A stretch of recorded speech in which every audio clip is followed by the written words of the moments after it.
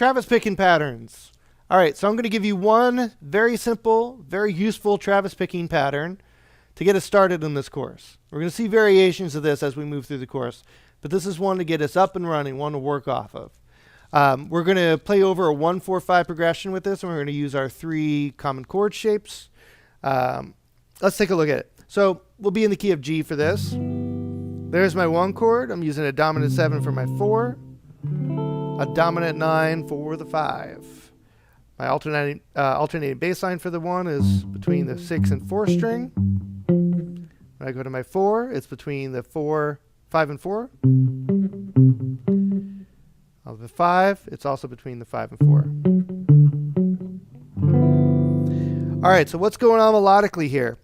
Well, it's a 2-measure Travis picking pattern. So let's take a look at our first measure and our first kind of pattern. So we have a melody note happening on beat 2 and the upbeat of 3. And that melody note is going to be on the first string, and the upbeat of 3 is going to be on the second string. So I have 1, 2, 3, and 4. That's the first half. I'll do that real slow again. 1, 2, 3, and 4. First half. Second half. We have a melody note on beat 1, upbeat of 2, and upbeat of 3. So first string, second string, first string. So here's that second measure of the pattern. 1, 2, and 3, and 4. Okay, now when I put these guys together, 1, 2, that's the 2-measure pattern. Okay, great pattern. Here's what it sounds like on the 4.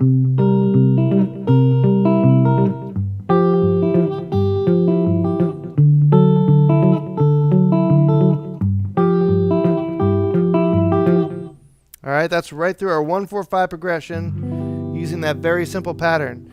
So here's some things we could do to kind of change and add variation to it. When we get to that 4, remember I was telling you that we can toggle back and forth between our root and 5th here. So now we can kind of soup up our alternating bass line and make it a little bit more fancy. So I'm going to go 1 to 5 and then 5 to 5. Now string wise, that's going to be 5th string, 4th string, 6th string, 4th string. So that's your alternating bass line now. And you can do that just for a bit, get comfortable with it. And then you start throwing your Travis picking pattern in on that. I'm going to do the same thing with the 9 chord, where I take my middle finger and I'm going to bounce off of that low 5th. Same strings. This time it's going to sound a little different because I'm going root to 3, 5th to 3.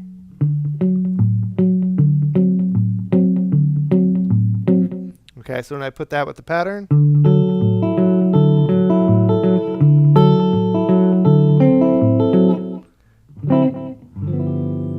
all right, so those are the different ways that I apply that common Travis picking pattern to some of my common chord shapes, and it's a great place to start. Let's move on to our next concept.